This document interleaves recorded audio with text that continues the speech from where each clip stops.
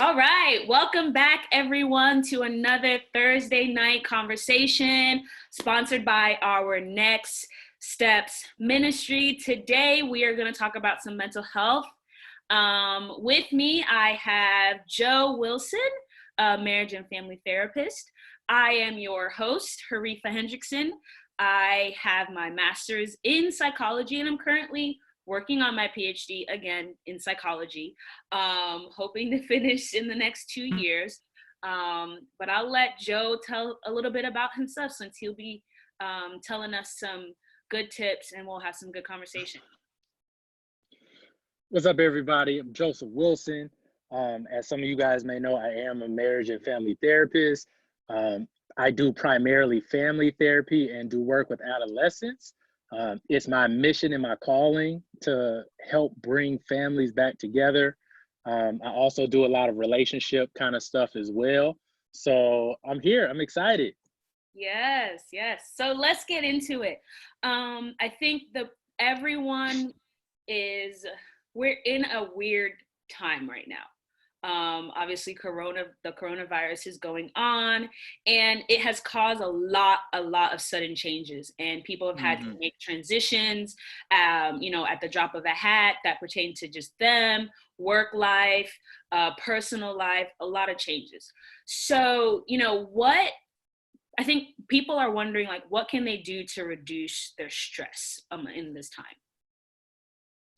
I think one thing that a lot of people can do, and it may seem like it's obvious, but it's not for a lot of people, and it's to actually admit that you are stressed. Acknowledge that something is happening around you and to you that you did not plan for, that you have never dealt with before, and you may not have the coping skills to even deal with at this moment. Right. That's okay. Acknowledge that you are stressed within yourself. Be like, okay, what's going on here? Okay, I am feeling stressed. I am anxious. I am fearful. Knowing that you're at that state helps you better game plan for what to do next. And I think sometimes in order to get to the coping skill, we pass by acknowledgement that there is something going on with me. And that it's okay that something's going on with you. It doesn't make you weird. It doesn't make you weak. It makes you human. So I think that's like the first step to understanding or how to actually manage stress is to acknowledge that it's there in the first place. Yeah. What are some like typical reactions that we might have that we might say this is not normal, but it is completely normal? Some reactions, what if thoughts, concerns about the future, concerns about the present, the fear of what to do next. Yeah. Thinking that we have to make a decision right then and there, or I'm not going to be able to survive. Yeah. Those are all like those automatic kind of things. Because I know every time the news comes on and they're like, okay, we're going to be shut down for another month, the first thought is, how long is that? How much money do I have? How much food will I need? What will need to happen with my children? These are all automatic. You don't think, okay, let me think about what. No, it pops into your head. Yeah. And so those are some of the things that are immediate. You can't control that they come because they're concerns that you have to hearing something that was unpredicted or unforeseen, which is absolutely normal. If it was something you saw coming, there would be no need to be anxious. We would have planned ahead. But this is something that we can't plan ahead for. And just with any other event in life, if it happens suddenly, there was nothing you could have done to prepare.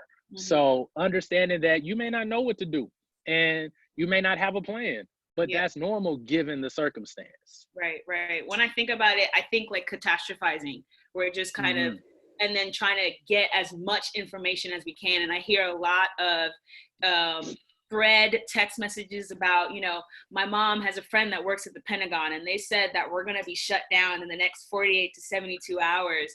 And I think a lot of that fuels that non-credible source, fuels a lot of anxiety, fuels a lot of those like, oh my God, I have to act right now, which then in turns goes into why some of us bought 75 rolls of toilet paper for a family of 2. Right. So I think it's very important to know that our reactions are, they're normal, but we want to make sure that we're not panicking as fast, you know. Hmm. How do we like support ourselves in social distancing and isolating, especially for people who are more extroverted like myself? Like, what should that look like? How should I support myself during that time? And it's funny, there's tons of memes going on where the introverts, they're chilling. They're fine. They're like, Right. oh, you're I making didn't me do mention what I want introverts. to do. Yeah. Oh, I'm good. But then people like my brother who are extroverts, they're like, oh, what do I do? I can't go out. How do I? So I think something that extroverts can do is utilize the technology that we have. Hmm. Just because we can't be in physical proximity to people doesn't mean we can't be digitally Right. connected to people. Right. And that does also still take work on our part, reaching out to people, saying, hey, I just need someone to talk to, verbalizing that. Say, hey, can you FaceTime me for like 2 minutes? I just need to see somebody. Hmm. Because not everybody is at home with somebody else. Some people may be by themselves, they may live alone.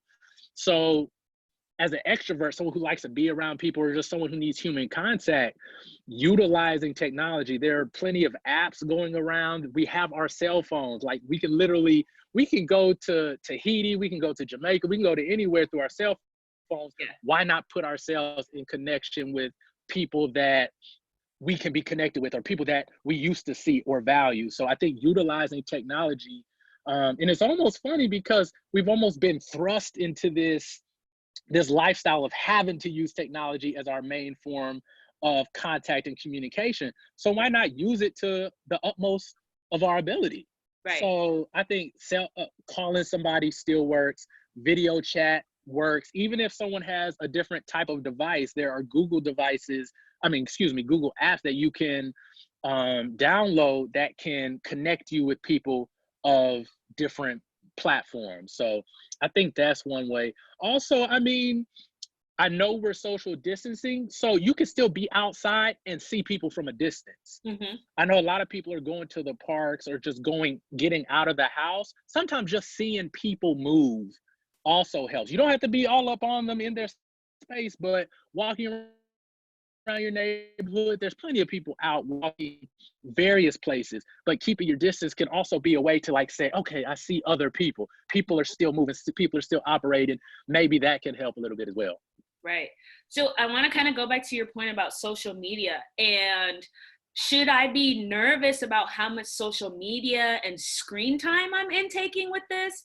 Because if I already am anxious about everything and my only way to connect, you know, should I just have limits? Should I set up, you know, a routine where it's like, okay, I'm going to have 4 hours of screen time, or, you know, what should I do? Should I balance it? How should I get a good balance?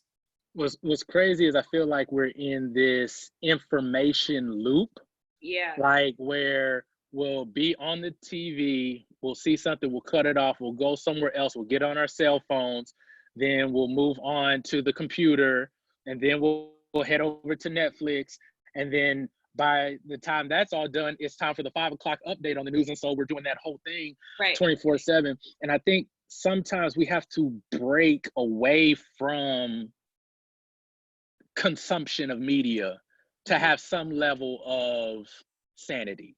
Mhm. Like I said before, we're in a time where there's a lot of uncertainty. So some people are just on the phone looking up, what do I do in case this? Who has it now? How long am I going to be in the house? Yeah. But over consuming that adds to your stress. It adds to your anxiety. Mhm. So what I've been saying, I said it this morning on another group, like have a good set time where you don't have any cell phone and you don't have any TV access. Yeah. So what that could look like is at some point in the day, say I'm blocking off this hour to an hour and a half, 2 hour period where I'm going to go do something that is physically stimulating and mentally stimulating. Mhm. So for some people that could be going out, taking a walk, it could be gardening, it could be doing some type of craft with your hands that you haven't done in a while, it could be reading a book, it could be writing poetry, something that takes your mind off of consuming information that in essence we can't do anything about.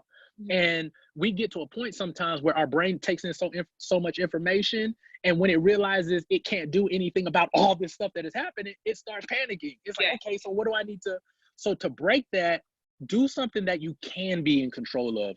You can be in control of how long you stay in the house, how long you stay in a dark room. You can go out and go for a walk. There are things that you can do. You can still be in control of the types of food you eat. Just because we're inside doesn't mean you need to go completely lose the diet that you had started at the beginning of the year. If Like I'm binge eating or doing binge eating. Because I mean, listen, when we're watching TV, we start hitting the snacks. I listen, I've been doing it too. But you have to break that. You have to do something that's physically stimulating, something that's mentally stimulating, because your brain thrives on control.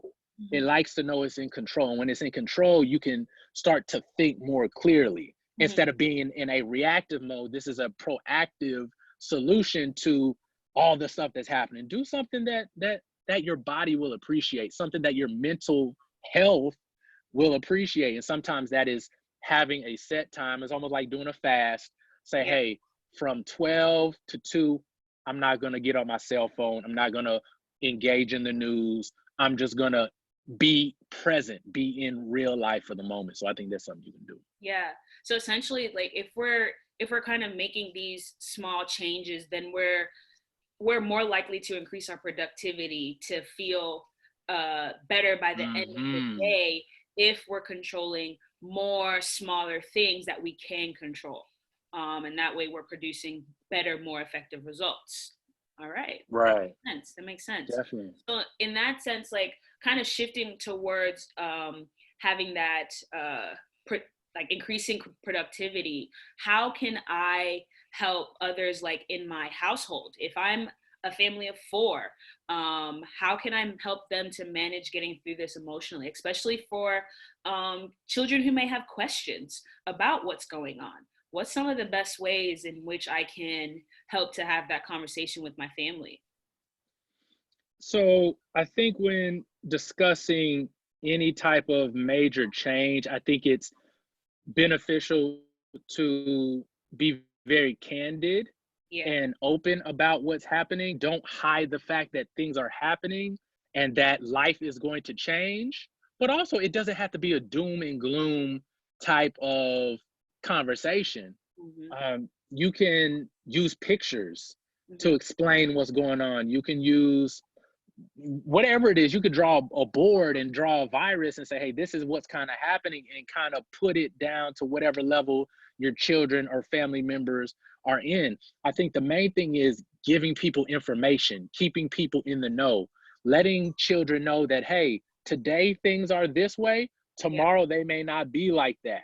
So just allowing them to be in the mindset of flexibility. I think that's when given the information, give a sense or give ways to be flexible within this new confine, because you as a parent don't have all the information on what to do and what things are going to look like a week from now. But what you can do is have that spirit of flexibility, where when the wave goes this way, we're going that way. When the wave goes a different way, that's how we're going to move. And I think that takes some of the anxiousness out of what's happening, because kids are they're very resilient.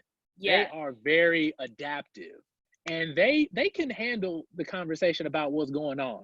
And believe it or not, they're hearing it from everywhere else already. So you're just confirming what they've already heard. I got you. So for them to see you give the information in a way that they're like, oh, my parents aren't concerned, or they have a plan, that makes them act differently in the house. Because when as a parent, as a spouse, when you're like, oh my goodness, things are going crazy, then everyone else starts acting the same way. So it's almost like you're setting the temperature for the household on the front end by having this conversation, by giving people the information in a way that they can consume it, and allowing them to understand that it's going to take flexibility to get used to some of the changes. And I think you'll be okay with that. Yeah. So kind of segueing a little bit, we talk about, you know, how anxiety affects us and how depression can also um, be of a concern. And we talk about practicing self care. For those watching, what exactly is self care? It sounds like it's a self explanatory term, but maybe explain some of that in depth and the ideas about it, or, you know, some myths that we may have about self care. Okay, so first and foremost, self-care is a way that, or it's pretty much a process that you have for refueling and recharging yourself. Yeah. So a lot of times we have a lot of things going on in life, and if you always go from one thing to the next, pouring into other people, pouring into your job, pouring into your family without pouring into yourself, eventually you're going to be on empty. You're going to be very agitated. You're going to be angry, and you're just going to feel down all the time because you've given of yourself to so many other things without recharging yourself. And having a self-care routine is very important because you have to find a way that's specific to you, not anybody else. It doesn't have to be something that other people like. It has to be specific to you about doing things that give you life, that rejuvenates you. For me, this may sound a little weird, but part of my self-care routine, I like to walk around Best Buy and just look at all the TVs. I don't want none of those TVs. I like walking down the camera aisle, the Yep. photography aisle. I don't like doing any of that stuff, but it calms me after a long day Absolutely.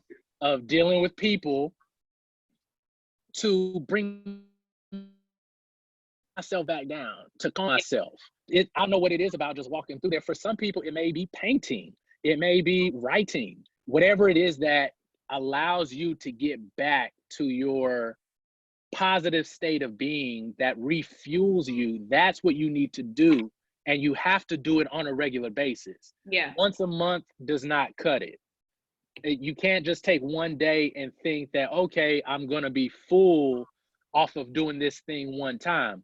We don't expect our cars to run for a whole month without putting gas in it. It's the same way. You have to continually fuel yourself throughout the week to be able to have your mental sanity by the end of the week.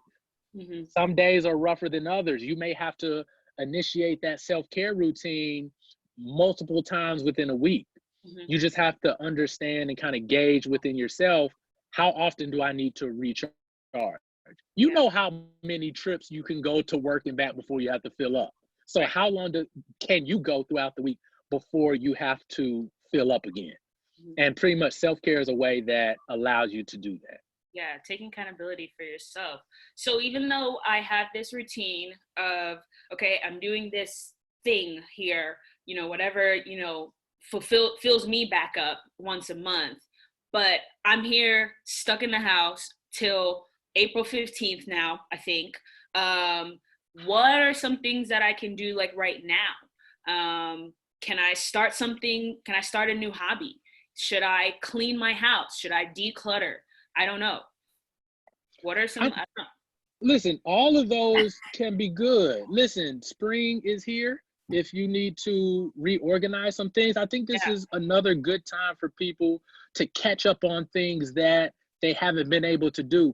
Because a lot of times I hear, man, if I didn't have to work, then I would do this. Take care of yourself by taking care of your environment at home. Listen, get those dishes. You could do the dishes, clean up a little bit. If you need to get rid of some shoes, organize some shoes. If you got to organize whatever it is, clean up the yard. I think this is a great time. But as far as if you had an outdoor routine or something that you had to do outside the house or something you were doing with other people, you have to get creative and adapt it a little bit. What are some ways you can still do those same kind of things, but with technology? I mean, if you guys were doing book club in person, now it just needs to be a Zoom call. Everyone get on FaceTime and let's still talk about the book. If it was something that was like a personal body self-care, if you were getting your nails done, hey, no one's going to see your nails for the next couple of weeks. Try doing it by yourself. You may learn something about yourself. Another thing about self-care is like self-discovery. Like learning more about yourself. When else are we going to have a better time to get to know us better than a time where they're saying, hey, you got to stay at home? This is a perfect time to do that. And you may even develop more self-care routines. That's Because I true. think this is also when we're looking at our life and our daily schedule, this makes us have to reevaluate what were some gaps. If all my personal self-care things were outside the house, what happens if it rains? What happens if there's a catastrophe and we have to stay in? Now you have to add something else to your self-care toolbox by saying, okay, I need something to do that still refuels me, but when I'm in the house. Hmm. So I think that could be useful and try to do it that way. That makes a lot of sense. I like that self-discovery part. Self-care, self-discovery, seeing what works and then reevaluating how I can make that better. I kind of Right. want to talk a little bit. We've talked about, what to do when I'm in the house and how to talk with my family. Um, can you talk a little bit about how I can manage myself if I happen to be in a toxic environment? A lot of students have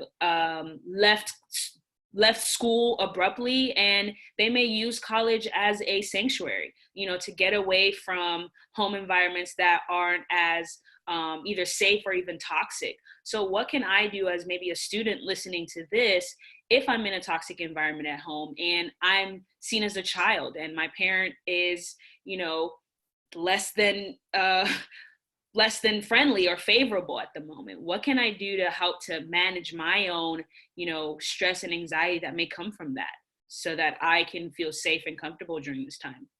Definitely. And like we keep saying, these are unforeseen like things that are happening. And I'm pretty sure once a lot of people started the semester, they never thought that, okay, I got to go back home.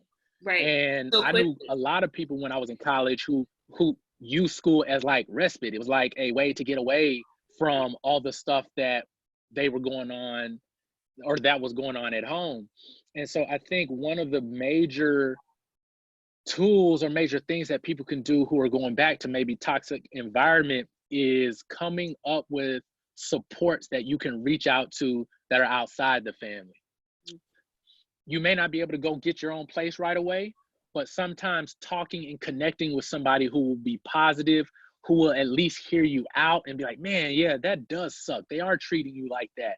Stay connected to people who you were close to in college or wherever. Get a support system around you so that when times do get rough, you're able to pull from someone else's strength. It's hard to be strong all the time. Yeah. And sometimes it was strong. You had to be strong just to get out of that home situation to get to college. Yeah. So pulling strength from people that are around you, that care about you, that love you, is going to be probably your biggest resource. And if you're able to see how many of those people you may be able to come up with a schedule on, hey, how can I call you on Monday, Wednesday, Friday just to check in, just so I can vent for a little bit. If I can vent, I'll be okay. Yeah. Get that support system around you. Identify at least 3 to 5 people. Don't just do one, because the danger with one is that people get busy, people have their own lives, and you don't want your only lifeline to be one person. And so having multiple people, I say 3 to 5, that's a pretty good number. Hopefully not all 5 will be super busy all at the same time, but the more support chains you have out there, the more likely you are to have some of those needs met from a distance. So I think that'll help. Yeah, that makes it. I think it's important that we have that support to just validate the feelings that we're having, because I mean, it it's horrible to feel alone. Is it a good idea to have headphones? Should I have headphones at the times, or is it a good idea to pick my battles when I'm at home, to help to avoid, not avoid in a negative way, but to avoid some of the backlash that may come from being in an environment that's not favorable.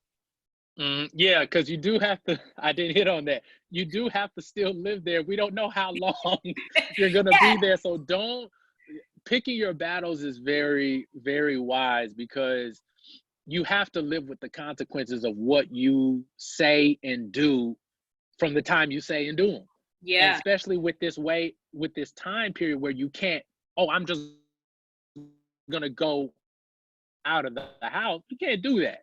We can't just go to people's house or get with a group of friends the way we normally would because of these unique circumstances we're in. So yeah, picking your battles wisely, learning some restraint or learning how to manage emotions. Right. I think I could give some resource. I don't know them all off the top of my head, but I have a lot of like, I have some article. Maybe we can link it or something. But Yeah. there's some things you Yeah. could do to, especially depending on what matches you, on how to manage and control your emotions in a very stressful situation. Mhm. Because I used to work with a lot of kids who would have anger management problems with their parents, but they're not old enough to go live in their own place. They still gotta come home to them every day.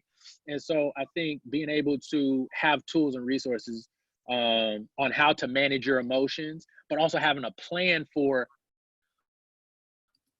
I know that whenever my mom says this, I feel this way, so I'm going to do this. Having a plan for when those things come up and arise will allow you to feel more in control and actually be more in control when those things happen, because it's not going to be a knee-jerk response to something someone says. It's going to be a calculated and well thought out response to what's happening in front of you. So yeah.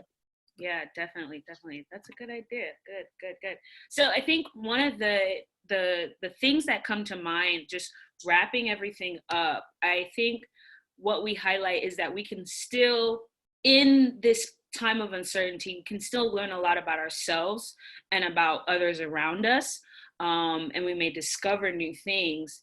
But there's like 5 R's that kind of come to mind for me when I think about what we can do to manage our emotions and manage our time and self-care and practice those and implement those things. I think about resting, reset, release, because I think with all the things that we're taking in, we need to let something out. We need to have that outlet so that we can remove the things that don't need to be there. Kind of like clearing our cache in our computer. And redefine.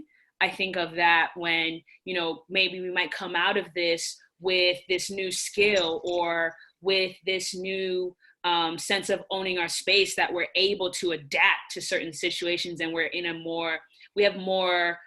had more preparation, that if something like this were to happen again, I'm able to kind of bend a little bit to this.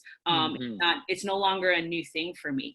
And then I think about realigning, because at some point we're going to get out of this. And so I'll be aligned, and I'll be able to go forth and transition back into my daily routines, and maybe pick up some, new things that I might implement in my regular routine. So it's kind of like this, we're in this cocoon now, but we're going to come out this butterfly. If that makes sense. That's what I see here from this conversation. So just to kind of, I think, to wrap things up, we've really talked about some good stuff. We hope that some of these ideas can help to start or even jumpstart your own ideas and give you inspiration about what you can do. One size doesn't always fit all. And that's the thing about mental health. I think there's so many different interventions that work for many different people from many walks of life.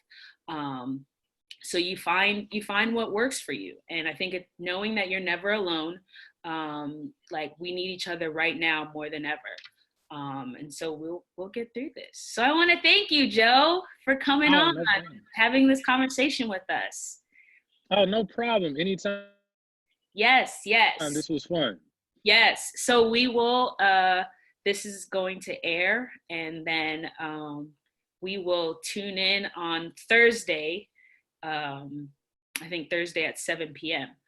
So we will see you all next week. Thank you so much. Peace.